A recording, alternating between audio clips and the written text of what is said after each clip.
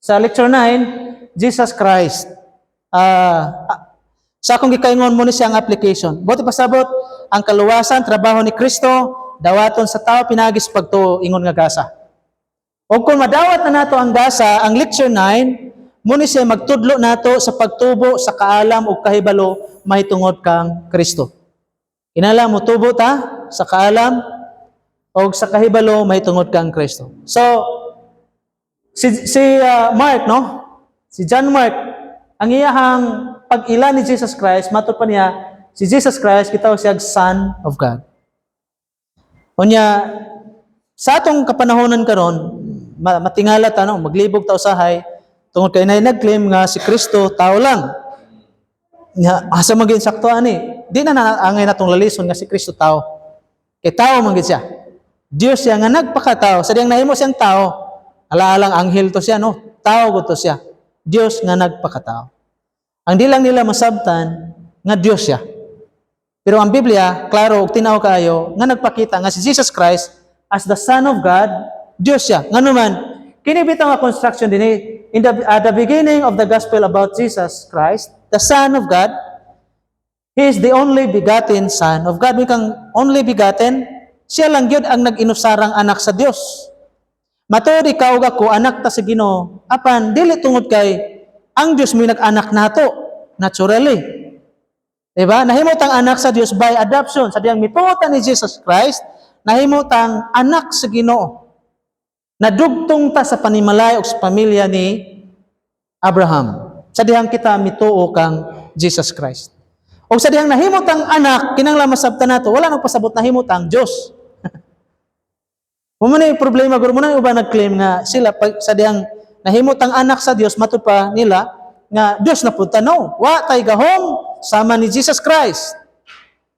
Wala tay authority, sama ni Jesus Christ. Nga naman, iya raman tang gihatagan sa authority nga gikan ni Jesus Christ. So, diyan mo masabot mga kigsunan nga kining atong kahimtang, ingon nga anak sa Dios, dunay kalahian sa kahimtang ni Jesus Christ, ingon nga anak sa Dios. Kay si Jesus Christ, kitawag siya the only begotten Son of God. Ang gipasabot niya, nasa diyang ang Biblia miingon, the Son of God, gipasabot niya nga kung kinsa ang amahan, maupod na ang anak. Kung Dios ang amahan, Dios pod ang anak. Atong tanawon sa John chapter 1, verse 1 to 10, in the beginning was the Word. Unsa gani ang sa sinugdanan, gitawag pa siya Word. And the Word was with God, and the Word was God. Kinsa maning Word diri person. Dili na siya unsara. Ang Word din is person. Now person ang gipasabot dinhi, the Word was with God, logos, and the Word was God. So, buti pasabot sa sinugdanan, gitawag pa siya og pulong. O kinsa maning maong pulong. Sa verse 14, the Word became flesh and made His dwelling among us. We have seen His glory, and the glory of one and only who came from the Father. O kinsa man na? Jesus Christ, full of grace and truth. Nipuyo siya tipo nato. Now, hindi mo makita ang pag-incarnate no, ni Jesus Christ. Sa diyang nahimo siyang tao. Munang niya nga time, sa diyang nahimo siyang tao, sa una gitawag pa lang siya word, wa siya gitawag og Jesus. Gitawag pa lang siya pulong. Unya angay natong hinumduman, nga ang tanang butang gibuhat sa Dios pinagi sa unsa man. Pulong. Kanang maong pulong mao si Jesus Christ. Muna si Jesus Christ, gitawag siya co-creator, di kay binuhat. Sa uban, ang ilang pagtrato ni Jesus Christ, sa ilang paghunauna nga creation ran Jesus Christ.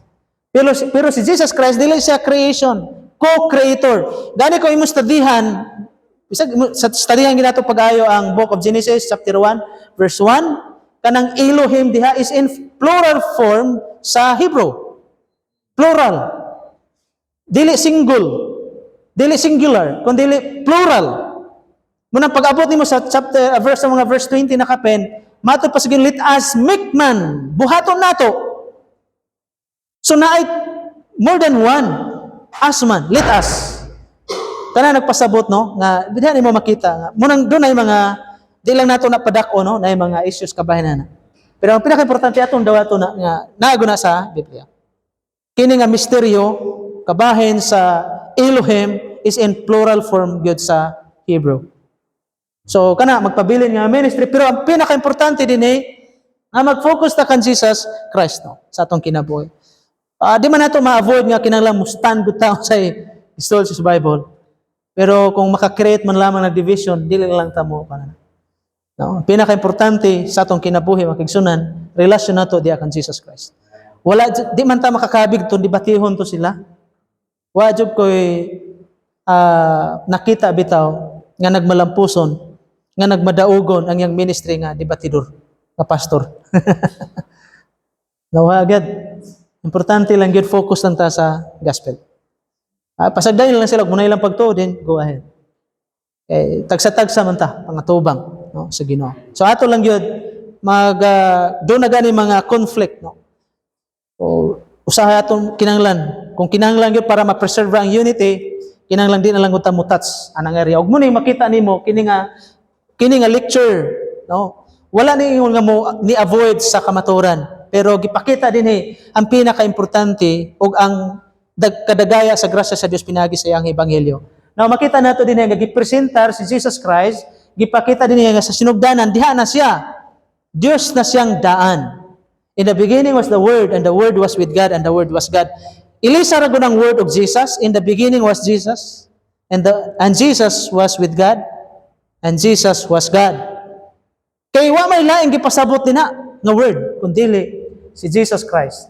Then verse 18, and no one has ever seen God but God, the one and only. Kinsa man ni siyang God dire? But God, the one and only. Siya lang. Kini lang nga Dios. Siya nga Dios mo nakakita sa Amahan. Kinsa may gipasabot diha? Si Jesus Christ. Mismo si John. Apan sa Bisaya manggod, murag wa na kayo na emphasize ni dito sa Bisaya. Kabantay mo? Usahay sa mga pag mo-study ta sa Bible, di kay mag-focus lang ta sa kuan. Gamita ang tanan. Bisaya, English, kung gusto gyud ta. Ako sagad dunay mga conflict nga mga sa mga word. Kung doon na kay ko dagan ko sa lexical na dictionary sa Greek. Mas kung magbakita mo mo dito ang original gud nga construction sa word. Mas mulapat ug mas maabli ang ato ang salabutan. Naay tendency nga medyo ma-omit no ang kwan. Pero munang kinahanglan mo dagan dito sa kwan. So God, the one and only who is at the Father's side. Gitawag og God si Jesus Christ dinhi nga siya uban sa Amahan, kiliran gyud sa Amahan, has made him known. Siya mo nag-introduce nato. Buti pasabot ang Amahan nagpadayag diri nato through his Son and through the Bible. Doon ay duha ka revelation nato makita diya. Nga ang Amahan nagpadayag diri nato through his Son Jesus Christ and through the Bible. Para sa kuha kana nga duha nga revelation pagpadayag sa Amahan mo na pinakahingpit nga dapat ginatong hatagan og hingpit pod nga pagtuon. Mailhan nato pagayo kinsa nga Amahan pinagi sa iyang bugtong anak. Mutong ningon ko ganina, kung dunay conflict, focus na lang ta sa atong personal nga relasyon ug pagtuo diha kan Jesus Christ. Anyway, sa kalahian niya na iya man tang lamdagan. Nagtuo gud ta niya na kay sila nagtuo pod nga lamdagan ug giyan sila sa Holy Spirit. Ikaw po nagtuo pod. Doon na may conflict. Si Pablo bitaw og si Silas pato, o Bernabe. Number 1, wa man gibutan diha sa ilang conflict pero doon ay kalambigita sa doctrine. Ngayon kining conflict karon dili kay karon ra ni. Sauna diha na. Kanang conflict kabahin sa pagkaon sa mga balaod, na sa una. na sa una. Sa una ra na nga mga isyu. So dili why bag-o? Kining nagapanghitabo karon nang hitabo ni sa una. Why bag-o ni? So kung sundon lang nato ang mga history, di kay mobasa tag mga historical book. History ba ani? Ang Bible kompleto na siya. Na historical la acts daan gipakita na diha ang kasaysayan sa pagsugod sa Christianity. Mga pagtulunan nga ilang gipangwali. Okay? So si Jesus Christ sa Ephesians chapter 1, 3 to 10 gipakita dinhi nga siyang bugtong anak sa Dios. Unsa iyang mission nganong nianhi siya sa kalibutan? Mianhi siya as our Redeemer. In Him we have what? Redemption through His blood. So kinahanglan gud niyang magpakatao Dios siya. Kinahanglan gid niya magpakatao ngano man mo purpose Amahan. Si Jesus Christ gitawag siya the only redeemer of God's people. Munang way tao nga mahimong anak sa Dios, way tao mahimong mahitapik o mahisakop sa gingharian sa Dios kung dili siya muagi og muto kang Jesus Christ. Kung tungod kay si Jesus Christ lang gyud ang kapagihan para makasulod siya sa gingharian sa Dios. Siya lang ang redeemer, siya ang manunubos, the only redeemer of God's people. Muna'y purpose nganong mianhi siya nganuman through the blood of Jesus Christ.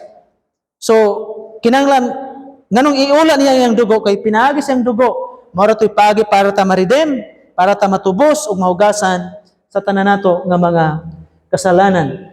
Colossians 1:13 to 20. Son of God. So dinhi gi-emphasize nato nga si Kristo do na siya kinaiyahan nga duha, Dios 100% ug tao gud siya 100%. Sa dihang nahimo siyang tao. Kay nagpakatao man gid siya. O ang iyang pagkatao, dili to siya ingon nga 80%, no, 100% gito nga naman. Gikan sa pagkagamay bata, mitubo siya sa kaalam, mitubo siya sa kahibalo, mitubo siya sa kusog, kabaskog, ug kalig-on siya ang panglawas. Physically, nikaon siya, natulog, giuhaw, 100% tao gud siya. Para sa kuha, si Jesus Christ lang gani mo nahabiling 100% ka tao. Ikaw ug ako din nata 100%. Ngano man naguba ba ito sa panahon ni Adan. Pero ako aran personal ba nga paglantaw ba? Di ko mingon nga muna ikaw. Kay sa diyang napukan man gud ang tao, dili na 100%, di ba? Ako aran ang idea. Dili na ayaw po na po ninyo ang doktrina. Best ra na sa akong paglantaw pod ba. Kay base niya inyo nang matudlo, no. Best ra na sa ako ang paglantaw. Pero ang akong gi-emphasize din nga Jesus Christ 100% gud siya nga tao. 100% nahimo gud siyang tao. Colossians, no? Mato pa rin for he has rescued us from the dominion of darkness and brought us into the kingdom of the Son he loves, in whom we have redemption, the forgiveness of sins. He is the image, kinsa man ni Jesus Christ, of the invisible God, the firstborn over all creation. The image of the invisible God. Siya ang imahe sa dili makita nga Dios. Pero dili na yung literal nga image. God is formless. Diba? Muna itong pagto. O sa man kung mingon ta nga image, ang ato dayong hunaw-hunaw itong dagway, no. Ang gi-emphasize diya nga image, ang pagka-Diyos sa amahan, naapo diya kang Kristo. Kung kinsa nga amahan, unsa sa kagamhanan, ingon pud ana kagamhanan si Jesus Christ. Kaya kinala masabtan nato nga God is Spirit. Ngano nga si Kristo atong nakita og nakauban sa mga apostoles tungod kay nahimo siyang tao. But in His being as God, dili siya samag tao. God is Spirit.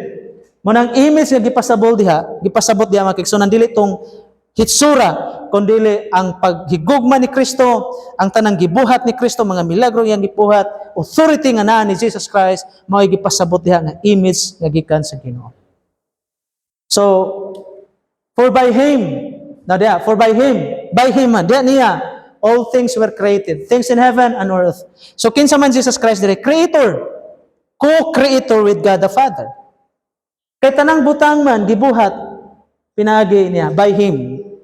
Sa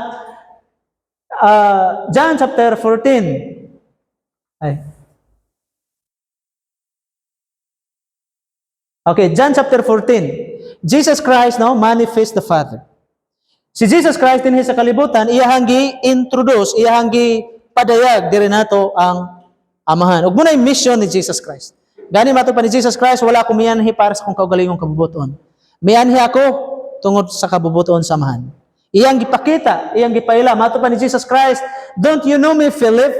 Even after I have been among you for such a long time, anyone who has seen me, mato pa ni Jesus Christ, has seen the Father. How can you say, show us the Father? Don't you believe that I am in the Father? And that the Father is in me? Makita nimo diha, kana simple nga masabtan nato mga kigsunan, nga gipakita ni Jesus Christ kung kinsa ang amahan. Iyang gipa-ila-ila. Pero dili ang iyahang physical, ang iyahang literal nga porma nga tao ang gipasabuti na.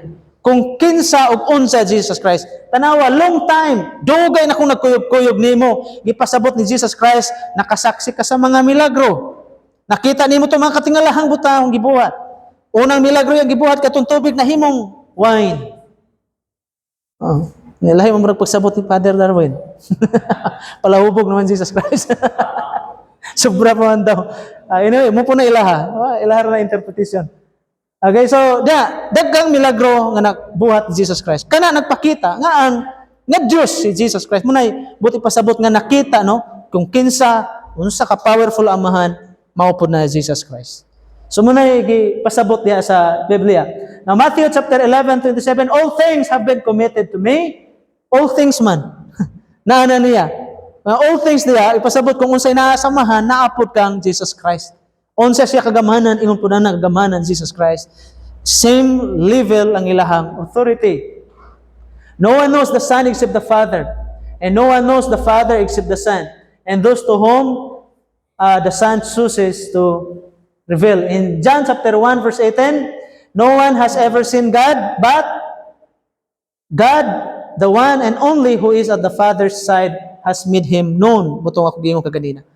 Jesus Christ, Dios siya, naglingkod sa tuo sa Amahan, o pinagi niya sa diyang nahimo siyang tao, iyang gipadayag diri nato, pinagi siyang kaugalingon kung kinsa o unsa ang Amahan. John 8:19, then they asked Him, where is your Father? Mato pa niya, you do not know me or my Father? Jesus replied, if you knew me, you would know my Father also. Munang, daghang butang makapalibog. Conflict kabahin sa mga pagtulunan. Pero, din he focus. Unsay gingon diha, if you knew me, then you would know my Father. Ato rin himpiton, ang si Kristo lang gid atong manluluwas. Daghang misteryo, daghang conflict no sa pagtulunan. Pero kung sa atong kinabuhi, matud pa ni Jesus Christ, if you knew me, then you would know my Father also. Tingali daghang conflict karon usahay maglibog ta, kupot lang, pabilin lang diyan ni Jesus Christ, hinay-hinay nga dalon ka ni Jesus Christ dito sa kamaturan. Munang matud pa ni Jesus Christ, I am the way, I am the truth. Kung hingpit imong pagsalig diha ni Jesus Christ, iyag kang dalon diha sa kamaturan. Dili pinagi sa mga debate, mudlutaw ang kamaturan, matud pa nila. Mulutaw daw ang kamaturan, pinagi sa debate, no, dili. Mulutaw ang kamaturan, pinagi sa hingpit nga pagtuo diha kang Jesus Christ. Kay matud pa ni Jesus Christ, iya mang i-reveal kung kinsa nga Amahan diha nimo. Munang mabawaan nimo, masayran nimo ang tanang kamaturan nga gikan sa Dios. Pinagi sa hingpit nga pagtuo kang Jesus Christ. John 10:30, I and the Father are one. My favorite verse sa bata pa ko, kay maba ramang God. Ay, usa sila. Muna kumututa sa Amahan, kung makaila ka sa Amahan, makaila ka sa anak, makaila po ka sa Amahan. Nga naman, ang Amahan, anakan Jesus Christ, o si Kristo, anaapod sa Amahan. Muna yung mystery, ato makita din sa John chapter 10 verse 38, but if I do it, even though you do not believe in me, believe. Tanaw, miracles. Muto akong gingon kaganina. Nga, kung nasaksihan pa, di ba ang mga disciples nakasaksi sa mga miracles? Nakita nila. Kadto pagpakita nga kung unsa kagamanan si Jesus Christ, that you may know and understand that the Father is in me, and I in the Father. Dato, kining duha, Jesus Christ ug ang Father, one. Ug munay mystery sa Dios. Father, Son, and the Holy Spirit are one. Ug munay usahay, di magsugod ang conflict. Pero sa akong gikaingon, na sa atong kinabuhi, kung magpabilin lang ta, sa tinud-anay nga pagtuo diha kan Jesus Christ, iya nga i-reveal sa imong kinabuhi, ang kamaturan mahitungod sa Dios. Ayra nag problema, ayra nagkalibuga. Basta di man ta maka-explain, why expert ani nga maka-explain? Kinsa man ta nga eksperto kabahin sa persona sa Dios, no? Sa maratag hulmigas sa mga mata sa Ginoo. Ang hulmigas, di ko na makasabot sa tao. Pero ang tao, nakastudy o nakasabot sa characteristics sa hulmigas. Ingon na natong kaimtang, di ta kasabot sa Dios. Munang iyang gi-reveal ang iyang kaugalingon through His Son. Asa gi-reveal? Through His Son. And the Holy Spirit, munay mugian nato adlaw-adlaw sa atong kinabuhi. sa pagdiskubre sa kamatuoran ug ang Holy Spirit mo nay mugiya pud nato mga kaigsunan sa pagpabilin sa mga pagtulunan nga gitudlo ni Ginoong Hesukristo. Di ara gud ta mosalig. Mao ra man gud nay butang nga dapat natong buhaton. Now the Holy Spirit tanawa testify Jesus Christ. Muni trabaho sa Holy Spirit diha sa mga believers. Kinsa yang is-testify ang trabaho ug mga pagtulunan ni Jesus Christ. John 14:26, but the Counselor, kinsa ang Holy Spirit? Counselor, the Holy Spirit, whom the Father will send in my name. Tanawa, will teach you all things and will remind you of everything I have said to you. Unsay role sa Holy Spirit? Number 1, magtudlo. Unsay ang itudlo? All things. Now, tanawang nature sa Holy Spirit. The Holy Spirit is all-knowing. Ano man, He can teach us all things. How can a person teach you everything? Diba? Sa unsang paagi man, ang tao makatudlo nato sa tanan. Kung dili siya all-knowing. Kaya ang Holy Spirit makahimo sa pagtudlo sa tanang butang. Therefore, ang Holy Spirit all-knowing. Makahimo man siya sa pagtudlo sa tanang butang. O kay all-knowing ang Holy Spirit, din kinsa ang Holy Spirit. Nasa'y karakteristik sa pagka-Diyos. So kita nagtutang ang Holy Spirit, makatudlo man siya sa tanang butang, ang Holy Spirit is a person o siya Diyos nga magpahinumdum nato everything, all things and everything. Kana dili na mahimo kung ang Holy Spirit usara siya ka ordinaryo. Dunay uban ang ilang ila sa Holy Spirit nga ang Holy Spirit sama rin siya force sa Ginoo or gininhawa sa Dios. Nakadungog naman na? Sa kang atong higala po no, so Tagalog bitaw mo po niya ang pagtulunan. To si kisa to Soriano. Eli Soriano kasunod man niya. So naay usahay dili magmao. Well anyway, that's the truth no. Usahay nga atong ma-encounter. Di ta maka-avoid ana. No, kinahanglan kapaluta mo pahimutang sa tong kaugalingon. Dili tanan nga nagtudlo haom kung sa sulti sa Bible. Klaro man kayo ang gitudlo diha sa Bible, all things. Kung ang Holy Spirit makatudlo nato sa tanang butang and He can remind us everything, therefore He is all-knowing. O diha nato makonclude nga ang Holy Spirit is God. Sa John chapter 15 verse 26, when the Counselor comes, whom I will send to you from the Father, the Spirit of truth, tanawa. Jesus Christ, gitawag siya the truth. Ang Holy Spirit, gitawag po the truth. Naay gitawag, bitaw ka ng level sa authority. Nga si Jesus Christ, ang Holy Spirit, level ang ilahang authority. From the Father. The Spirit of truth, who goes out from the Father, and He will testify about me, matud pa ni Jesus Christ. Ang Holy Spirit, dili maghatag og mensahe nga para sa iyang kagalingon lang or gikan sa iyang kagalingon. Apan ang iyang ihatag nga mensahe nato, mga pagtulon ang iyang ihatag nato, dili bag-o, kundi dili iya i-remind ang mga pagtulunan nga natudlo na ni Jesus Christ sa iyang mga disciples. Mo nang dapat dili ta mobulag sa mga pagtulunan nga gitudlo sa mga disciples og ni Jesus Christ niadto nga panahon. Tungod kay ang main function sa Holy Spirit dili aron mag-create og new teaching. Ang function sa Holy Spirit will testify about Jesus and will teach us everything I have said to you. I-review ra sa Holy Spirit. Ato nakuha, no? Ang point. Pwede pasabot ang Holy Spirit, dili na niya mag-imbento og mga new teaching.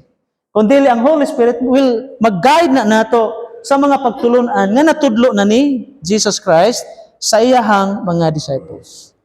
Og mo nang dinhi gi-emphasize nga ang Holy Spirit dili gina siya mo depart unsay gitudlo diha sa Biblia.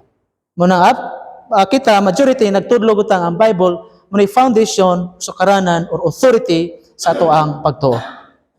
So ang Bible mo ni foundation of faith. Ilaha foundation nila is kuan, pero ato ang foundation mao ang pulong sa Ginoo. John 16:13, but when the Spirit of truth comes, tanawa, He will guide you into all truth. And He will not speak of His own. He will speak only what He hears. and He will tell you what is yet to come. Now, kaning yet to come, nga gipasabutin niya magigsunan, doon ay kalambigitan sa mga butatong gilauman, sumabot sa mga saad ni Jesus Christ, sayang ikaduhang pagbalik. O, ang Biblia, dili man na kulang, no? May tungod sa mga propesiya sa pagbalik ni Jesus Christ. O ang main function sa nga trabaho sa Holy Spirit no, sa atong kinabuhi. Acts chapter 1, verse 8. Ang Holy Spirit matupay, but you will receive power when the Holy Spirit comes on you, and you will be my witnesses in Jerusalem, in all Judea, and in Samaria, and to the ends of the earth. Ang Holy Spirit mo ni siya power, maghatag og power, source sa power sa church. Muna sa panahon sa evangelism, kinahanglan ta empowerment sa Holy Spirit. Tungod kay sa diya maghimo ta sa mission, sa evangelism, without the Holy Spirit, imposible. Manamato pa ni Jesus Christ with hulat mo nga moabot ninyo ang balaang Espiritu. Kawang ang atong ministry kung dili ta magsalig sa Holy Spirit. Kinahanglan mosalig ta sa balaang Espiritu Santo. Nganuman, munigingon ni Jesus Christ, makadawat mo gahom sa dihang ang balaang Espiritu Santo ibubo na diya sa iglesia. Kanya sa dihang ato na madawat mo na maghatag na gahom. Muna kumuwali ka na authority, ay milagro, na mga panghitabo, nga mga panghitabo sa kinabuhi sa tao, dili na atong buhat, kundi trabaho na sa Holy Spirit. Siya may maghatag nato, mag-empower siya sa atong kinabuhi para mabuhat nato nga epektibo kayo ang pagsangyaw sa Ebanghelyo. Mo gini warning ni Jesus Christ, ayaw gid mo glakaw kung wala ang Holy Spirit. Tingali na natay knowledge, tingali na nakaagi na tag mga trainings, naka-eskwela tag theology. Dili na mo atong saligan. Ang gingon sa Bible, wala ta ang Holy Spirit. No, usahay man gud makay kabalo na kumuwali. No. Daghang kabalo muwali pero way epekto. Ngano mo wa ang gahom sa balang Espiritu Santo, dili ang kanindot sa mensahe, dili ang pagkakusgan o pagkamaayo sa magwali, may magkabig sa tao. Kundi ang gahom sa balang Espiritu Santo, mo na siya maghatag yun o kanang pagpanglihok diya sa kaiglesia. May importante kayo ang role sa Holy Spirit sa atong kinabuhi. Acts chapter 2, atong outpouring sa Holy Spirit, tanawa. Diyan mo makita unsay nahitabo sa Jerusalem. Ang first revival nga nahitabo sa iglesia dito sa church sa Jerusalem, 3,000 souls nahitabo. Kinsa responsible? Ang Holy Spirit. Nganong doon ay 3,000 souls nga nakaabig niya nga time, tungod kay ang Holy Spirit gibubo na sa Dios sa kinabuhi sa mga disciples niya nga time. Sa atong kinabuhi, diha sa ministry, imposible gud. Ma-burn out gud ang pastor, kapuyan gud ang pastor, madiskuray gud ang pastor kung wa tay pagsalig sa Holy Spirit sa atong kinabuhi. Ang rason nga nung ma-disappoint ang pastor, ma-disappoint no kita nga mga alagad sa Ginoo, tungod kay ang ato mong gihunahon, grabe naman akong gibuhat. Sakto man kog kahibalo. Nganong wa man ni epekto? Tungod kay sa akong gikaingon, napos si Satanas, na kumuwali ka, sagpungan mo gud ang Satanas. Ang ato gyud gikinahanglan ang kanigyod, ang Holy Spirit. Kung wa ni siya sa atong kinabuhi, mahimong kawang. No? Diya ba ito ingon kawang ba ang pagkuan sangyaw sa Ebanghelyo? Kawang gud na siya kung wala ning Holy Spirit. Bisag unsa pa nga follow-up, bisag unsa pa nang butang inyong gibuhat, kung wala ang Holy Spirit, mahimong kawang gid ang tanan. Muna sa atong kinabuhi, kung magsalig ta sa Holy Spirit, wagi kay angay ikabalaka. Kung wa man na nakahabig, di man na trabaho nato, aral pugson guna nato. Magsalig ra kita unsay kon sa Holy Spirit. Ayaw ka disappoint. Wali ra nga wali, sangyaw lang nga sangyaw, mao man atong role. Kay ang pag-abli gud sa una sa mga unbelievers, trabaho na sa Holy Spirit. Munang warning ni Jesus Christ, ayaw na mo adto. Kay iyang gipasabot, mo adto mo dito, awa gid may mahimo na. Sige kang dito, mahurot na ninyong laway diag syagit, way mahitabo. Hulatan ninyo ang balaang Espiritu Santo. Siya maghatag ninyo gahom, otoridad sa paghingilin sa mga yawa, ayog mga masakiton mo nay bilin niya sa iyang mga disciples. Amen? Authority nga gikan sa Holy Spirit may ato ang gikinahanglan.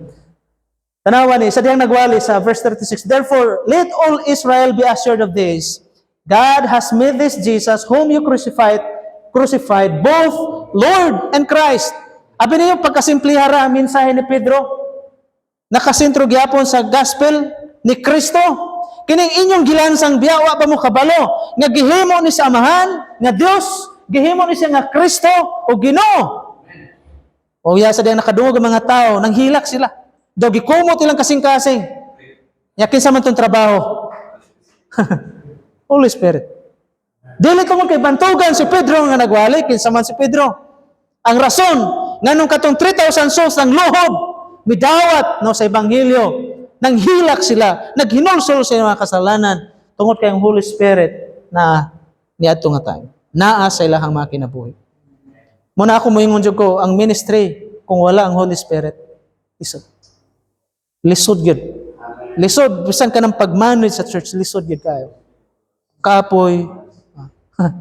Munang kung na ang Holy Spirit na kay joy, maluya man ka, kapuyon man ka usahay, pero ang kalipay di ko na mawagtang sa mong kasing-kasing. Ma-enjoy ka magbuhat sa ministry. Basta na ang Holy Spirit sa imuhang kinabuhi. Muna i-roll sa balang Espiritu Santo no sa ato ang kinabuhi. Now sa 1 John chapter 5 verse 6, this is the one who came by water and blood, Jesus Christ. He did not come by water only, but by water and blood. And it is the Spirit who testifies because the Spirit is the truth. Kinsa ang nag-testify? Ang Holy Spirit. Buti pa sa buti, ang balang Espiritu Santo mo'y magpamatuod, mo'y mag-witness una sa tong kasing-kasing. Kung walay witness sa Holy Spirit sa tong kasing-kasing, imposible nga atong pag-witness nga to sa uban may mong effective. Kinala to i-recognize pero may ang role, ang trabaho sa Holy Spirit sa tong kinabuhi. Siya may responsible sa pagtubo, sa pag-uswag diya sa iglesia. So, ayaw po niyo na nga, Pastor, dagway ang Holy Spirit sa mga kay gamay ramang gid mi. No. Dili ta ng iglesia daghan. Panahon nila ng Pablo, nagani balay rato. Pasara ko ng Book of Romans, mga ka-discourage. Na ay mga house church sa una, na ay mga daghan kayo, like for example, katong sa Antioch, pagkadagana dito ang ikaduhang revival, gikan sa Jerusalem, then next dito sa Antioch. No, daghang revival nga panghitabo sa una. Ayaw una nga kay gamay ray mo wala ang Holy Spirit. No. Naa ang Holy Spirit nato nga matinud-anon nga nagsunod kang Jesus Christ. Kinala masabtan lang nato ang sitwasyon. Kaysa akong gikaingon, matag lugar lahi-lahi ang moving sa Holy Spirit. Ang emphasize nako dinhi nga dapat magsalig lang taon sa moving sa Holy Spirit. Ayaw buhata, ayaw kanabang usahay. Nabay panahon nga murag paning kamutan nimo nga murag imo nang giobertikan hinuon ang Holy Spirit. Ayan, din ato na buhaton na murag kita na mag-orchestrate dia sa simbahan. Kinanglan, mumando ta, mukumanta sa mga kaigsonan, pero kinanglan nga ato giyong ipatigbabaw ang leading no, sa Holy Spirit. Sa atong kaugalingon, sa church, mao gunay pinaka-importante. Kanya, hulataran ninyo ang buhaton sa Holy Spirit sa inyo ang kinabuhi o diya sa iglesia. Okay, ang Diyos magpanalangin. Ano pa di ay? 1 Corinthians 8:6, yet for us, there is but one God, the Father, from whom all things came and from whom we live. Then, ikadwa, and there is but one Lord, Jesus Christ, through whom all things came and through whom we live. 1 Corinthians 12:3, therefore I tell you that no one who is speaking by the Spirit of God says, Jesus is cursed, and no one can say Jesus is Lord except by the Holy Spirit. Now, why bisan kinsa nga maka-syagit o maka-ingon siyang kaugalingon, Jesus is Lord, without the Holy Spirit. Munang daghan nga mga tao, no, nga nagsyagit, Lord, Lord, mato pa ni Jesus Christ. Apan dili makasulod siging harian sa langit. Ngano man wala nila ang Holy Spirit. Muna sa atong kinabuhi, kita makahimo ta sa pagsangpit sa ngalan ni Ginoong Hesus, we can call Him Jesus is Lord. Kung sa dihang Holy Spirit na atong kinabuhi sa laktod, imposible nga ang tao makahatag og tinuray nga himaya sa Ginoo without the Holy Spirit.